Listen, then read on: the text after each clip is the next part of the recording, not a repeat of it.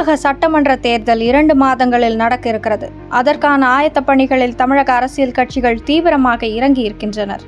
அதிலும் முக்கியமாக திமுக, அதிமுக ஆகிய ஆண்ட மற்றும் ஆளும் கட்சிகள் தங்களது கூட்டணியை வலு சேர்க்கும் பணியில் தீவிரமாக இறங்கி இருக்கின்றனர். ஆனால் இந்த இரு கட்சிகளுக்குமே பெரிய தலைவலியாக இருப்பது தமிழக வெற்றி கழகத்தின் இருப்புதான். தமிழக வெற்றி கழகத்தின் தலைவர் நடிகர் விஜய் தனது நட்சத்திர அந்தஸ்தால் தமிழகத்தில் உள்ள ஒவ்வொரு குடும்பத்திற்கும் பரிச்சயமானவராக இருக்கிறார். தனது ரசிகர் பட்டாளத்தை தாண்டி தாய்மார்கள், இளம் பெண்கள் உள்ளிட்ட பிரிவினர்களை தனது முக்கியமான வாக்கு வங்கியாக விஜய் வைத்திருக்கிறார் என்று விமர்சகர்களால் கணிக்கப்படுகிறது. கடந்த சில வாரங்களாக வெளியான கருத்து கணிப்புகளிலும் நடிகர் விஜய்க்கு 20% ஆதரவு இருப்பதாக குறிப்பிடப்பட்டுள்ளது. அதிலும் முக்கியம் இந்த கருத்து கணிப்பு ஊடகங்கள் மற்றும் நிறுவனங்கள் ஆளும் தரப்புக்கு ஆதரவாகவும் அதிமுக, பாஜக கூட்டணிக்கு ஆதரவான நிலைப்பாடுகளை எடுத்த நிறுவனங்கள் என்பதும் கவனிக்கத்தக்கது. இந்த சார்புடைய நிறுவனங்கள் எடுக்கும் கருத்து கணிப்புகளிலேயே தமிழக வெற்றி கழகத்திற்கு இவ்வளவு வாக்கு சதவிகிதம் என்றால் உண்மையாக களத்தில் எவ்வளவு வாக்கு சதவிகிதம் இருக்கும் என்பதை தேர்தல் முடிவுதான் சொல்லும் என தமிழக வெற்றி கழக ஆதரவாளர்கள் கூறி வருகின்றனர். இந்த மக்கள் செல்வாக்கை பார்த்து பொறுத்துக் கொள்ள முடியாத திமுக, அதிமுக, பாஜக தலைவர்கள் திமுக, அதிமுக இடையேதான் போட்டி, 3வது, 4வது அணிகளுக்கு இடமில்லை என்று சொல்லி வருகின்றனர். மேலும் விஜய் பத்திரிகையாளர்களை சந்திக்க முற்றிலும் மறுத்து மாதம் ஒரு முறை பொது நிகழ்ச்சிகளில் பேசுகிறார். இந்த நிலை தொடர்ந்தால் எப்படி தேர்தல் களத்தில் தாக்குப்பிடிக்க முடியும் என்ற விமர்சனத்தை பலரும் வைத்து வருகின்றனர். ஆனால் நடிகர் விஜயோ 2014ஆம் ஆண்டு பாராளுமன்ற தேர்தலில் முன்னாள் முதல்வர் ஜெயலலிதா பயன்படுத்திய பிரச்சார யுக்தியை பயன்படுத்த போகிறார் என்பது போல் தெரிகிறது. ஒவ்வொரு சட்டமன்ற தொகுதிகளுக்கும் பிரச்சாரம் செய்வதை தவிர்த்து மண்டலம் மற்றும் மாவட்ட வாரியாக பிரம்மாண்ட கூட்டங்களை தாவேகா நடத்த திட்டமிட்டிருப்பதாக தெரிகிறது.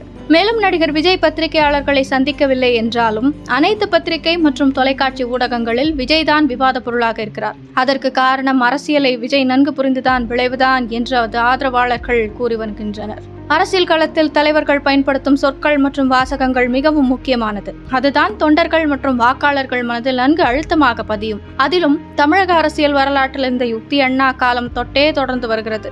வடக்கு வாழ்கிறது, தெற்கு தேய்கிறது என்ற வாசகத்தை பயன்படுத்தி மாநிலத்தை ஆண்ட காங்கிரஸ் கட்சிக்கு எதிராக நரேட்டிவ் செட் செய்தார் அண்ணா. அதன் பின் வந்த கருணாநிதியும் அதையே தான் செய்தார். மேலும் மிக சமீபத்திய உதாரணமாக 2014ஆம் ஆண்டு பாராளுமன்ற தேர்தலில் பாஜக வரலாறு காணாத வெற்றியை பெற்றது. இதற்கு அடித்தளம் பாஜக மற்றும் வலதுசாரி ஆதரவாளர்களால் மோடி அலை என்ற வாசகத்தை தொடர்ந்து உபயோகம் செய்து ஊடகங்களும் அதனை பெரிதாக்கியதால் நாடு முழுவதும் உள்ள மக்கள் மனதிலும் நன்கு பதித்தது.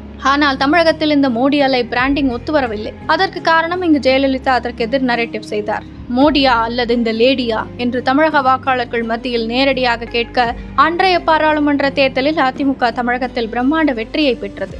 இதே யுக்தியை தான் விஜய் அரசியலில் காலடி வைத்தது முதலில் செய்து வருகிறார்.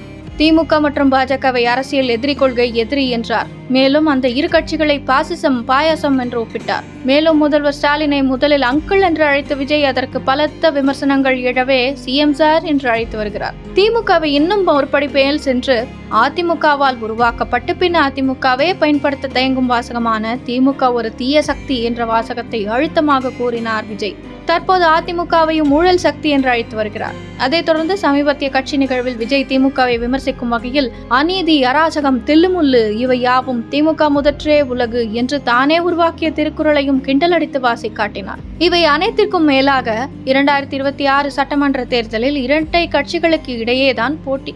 ஒன்று டிவிகே, இன்னொன்று டிஎம்கே என்ற வாசகத்தை அவர் அடிக்கடி கூறி தற்போது அவரது ரசிகர்கள் மத்தியிலும் நன்கு பதிந்துவிட்டது. பொதுமக்கள் மத்தியிலும் பதிந்ததா என்பதை தேர்தல் முடிவுகள் சொல்லும்.